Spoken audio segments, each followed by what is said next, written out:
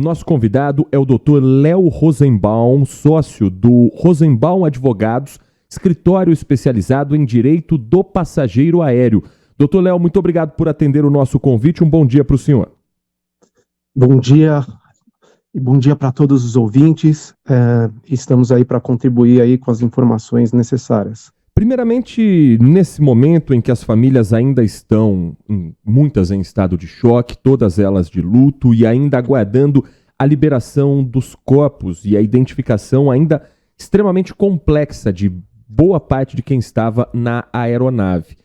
Qual a responsabilidade nesse primeiro momento do acolhimento das famílias por parte da companhia aérea, doutor? Sim, vamos lá. Realmente é uma situação muito delicada. Acidentes, infelizmente, eles acontecem e a legislação e a regulamentação, ela já prevê como que as companhias aéreas devem agir nesse tipo de situação. E a própria regulamentação da ANAC, o Código Brasileiro de Aeronáutica, eles prevêem que as companhias aéreas, em situações assim, inclusive tem acordos internacionais, do qual o Brasil ele faz parte, como, por exemplo, a Convenção de Varsóvia, que determina que sim, as companhias aéreas elas são obrigadas a dar todo o suporte, não só o suporte emocional, o suporte de infraestrutura para receber os familiares desses parentes, porque, de fato, precisa se investigar e apurar o que aconteceu, já que é uma situação totalmente atípica e que, infelizmente, acabou ocorrendo e que certamente não é algo que se prevê com antecedência, né? Então, a legislação e a regulamentação, ela prevê a responsabilidade, sim, das companhias aéreas darem o suporte para todos os familiares e para aqueles que estão buscando informações sobre os seus queridos. A empresa Voo e Paz, que é a responsável pelo avião que caiu em Vinhedo, informou hoje que acionou a seguradora para dar suporte aos familiares que estão concentrados na capital paulista aguardando a liberação e identificação dos corpos antes do sepultamento dos seus entes queridos. Agora, nesse primeiro momento, obviamente, as famílias estão preocupadas apenas com o momento de luto. Mas, num segundo momento, há a questão da responsabilidade civil quanto ao pagamento de indenizações. O que diz o Código Brasileiro de Aeronáutica e o Código de Defesa do Consumidor também estabelece regras em casos de tragédia como essa? Com certeza, né? É uma situação que já ocorreu aqui no Brasil, né? Teve o caso famoso com Fokker 100 da Latam, é um caso que já correu todas as instâncias, tem jurisprudência do Superior Tribunal de Justiça, e não só o Código Brasileiro de Aeronáutica, como o Código de Defesa do Consumidor, ele prevê a responsabilidade do transportador, né? Não só do transportador, ali a gente tem uma situação que era um voo que era code share, que inclusive era comercializado pela Latam, em parceria com a Voipass, assim, com certeza, nesse momento, impossível, né? Com a dor e com a angústia e com toda essa questão emocional, acho que nenhum familiar não é um momento de se pensar nisso, mas certamente, num segundo momento, todas as investigações, porque aqui existe não só a responsabilidade civil, mas existe também a responsabilidade criminal. Aliás, existem algumas responsabilidades, existe a responsabilidade civil, criminal, existe a responsabilidade administrativa, porque hoje a ANAC, ela vai também apurar se houve alguma irregularidade administrativa para multar, penalizar, se teve de fato algum descuido ou descaso, negligência, imprudência, imperícia nesse tipo de situação. Ainda é muito prematuro para ter qualquer contato com o segurador, apesar que certamente, às vezes, a seguradora pode ajudar em questão de infraestrutura de logística, suporte psicológico, mas ainda para se cogitar em falar em indenização aos familiares é um pouco prematuro. A investigação ela precisa avançar, ela vai avançar, porque tem a responsabilidade criminal, tem a caixa preta do avião, inclusive tem questões de perícia, né? Existe perícia no âmbito criminal, mas também num processo civil, eventualmente, também tem perícia, então ainda tem algum tempo para amadurecer essa questão e, eventualmente, os familiares assimilarem o que ocorreu e serem recompensados, se é que se pode dizer que existe alguma recompensa para a vida, para a perda de uma vida humana, que é muito delicada a situação, mas já teve casos no passado que foram fixadas indenizações por danos morais, danos materiais, inclusive pensão para famílias que tinham filhos e até atingir a maioridade, a companhia aérea ela acaba sendo responsabilizada por toda essa situação. Nós estamos conversando com o Dr. Léo Rosenbaum, sócio do escritório Rosenbaum Advogados, especializado em direito do passageiro aéreo, a respeito dos direitos das famílias. Quem perdeu alguém nessa tragédia que marca, infelizmente, esse ano de 2024 no nosso interior de São Paulo e no Brasil todo. Quando a gente fala de uma tragédia como essa, todos nós ficamos muito impactados. Agora, doutor Léo, com relação a esse valor de indenização, o senhor destacou bem que esse valor ele não é algo fixo, ele pode variar de acordo com a realidade de cada um dos passageiros.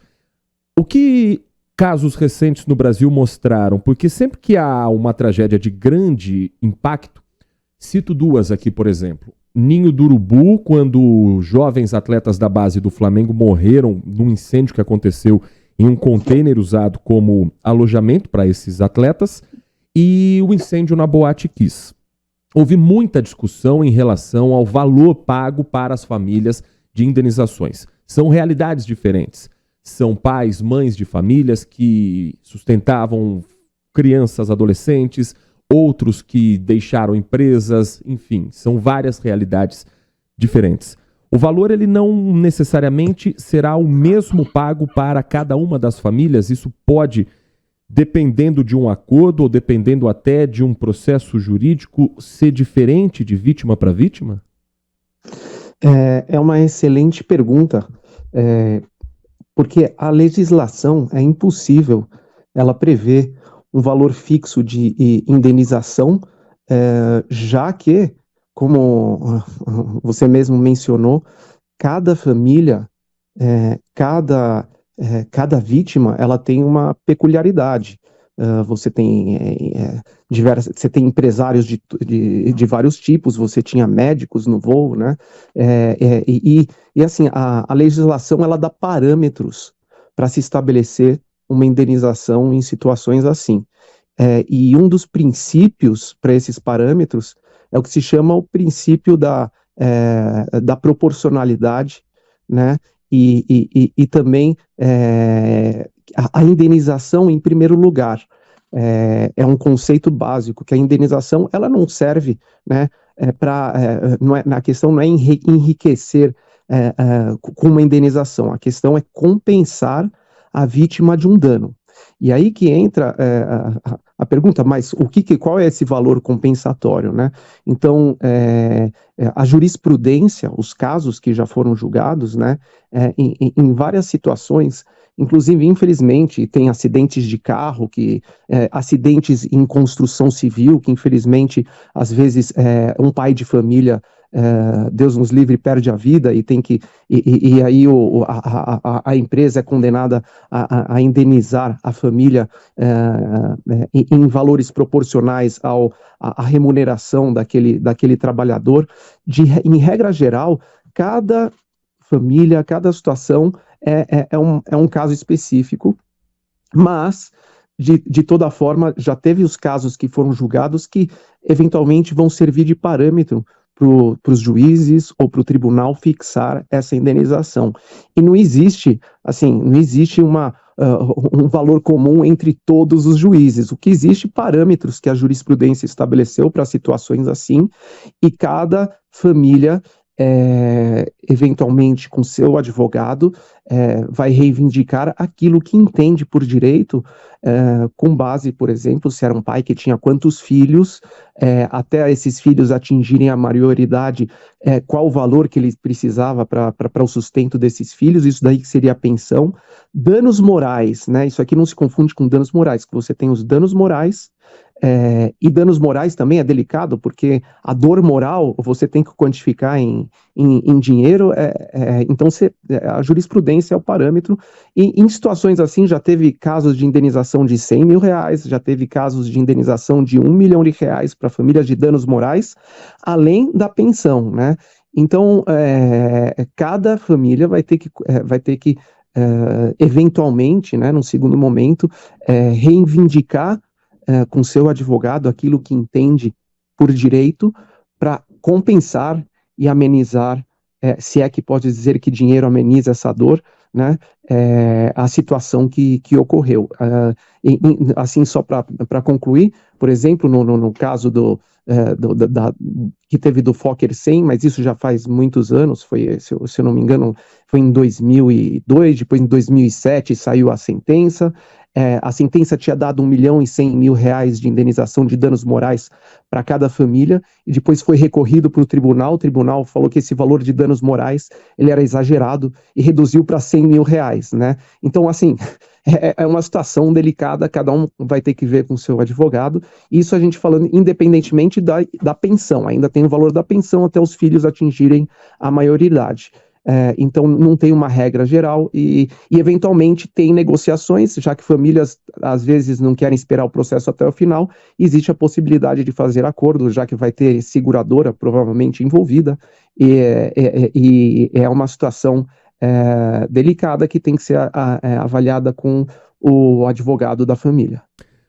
Para a gente finalizar, e muito esclarecedor essa entrevista com o Dr. Léo, trazendo pontos importantes, deixando claro que a gente entende que a família, nesse primeiro momento, não está preocupada com esse assunto, mas num segundo momento, passado o luto, tem que ir atrás desses direitos e entender também como aconteceram em casos semelhantes aqui no Brasil. Mas, paralelo a isso, doutor, existe a investigação criminal que o senhor bem destacou, com a perícia técnica, com a equipe do CENIPA, o Centro de Investigação e Prevenção de Acidentes Aeronáuticos, a Polícia Federal e o Ministério Público.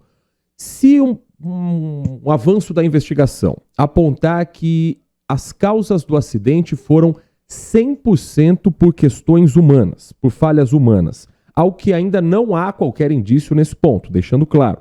Mas uma vez identificado que o problema foi de falha humana, a empresa aérea, ainda assim, ela também pode ser responsabilizada criminalmente, e isso afeta de alguma forma pagamento de indenizações no futuro, se o avião for comprovado não tivesse nenhum problema, nenhuma falha?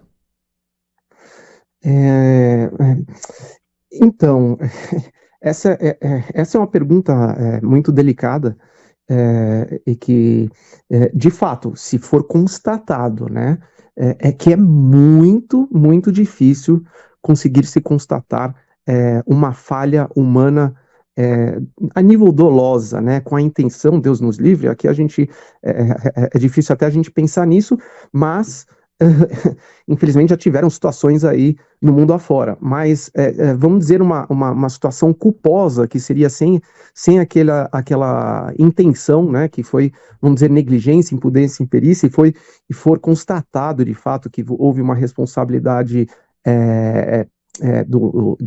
de falha humana, a empresa que tem aquele profissional que fez essa falha, de fato, ela tem a sua responsabilidade criminal, né, e ela tem que responder por isso, já que ela tem que ter lá todos os seus controles de segurança, de prevenção de riscos, e eventualmente ela pode ter faltado com essa responsabilidade. Então, isso é algo que vai ser investigado, provavelmente o inquérito já está sendo aberto e vai ter toda a investigação. Isso eventualmente pode virar um processo aí, dependendo do que for apurado, da conclusão do Ministério Público e eventualmente, se for constatado que for falha humana, pode sim a empresa aérea ser responsabilizada criminalmente, inclusive. Nós conversamos aqui no Manhã Bandeirantes com o Dr. Léo Rosenbaum, sócio do Rosenbaum Advogados, escritório especializado em direito do passageiro aéreo. Doutor Léo, muito obrigado pela sua atenção com o nosso ouvinte. Um bom dia, bom trabalho para o senhor e para toda a sua equipe. A gente agradece, um excelente dia para vocês, para os ouvintes, e que a gente possa daqui para frente só ter boas notícias.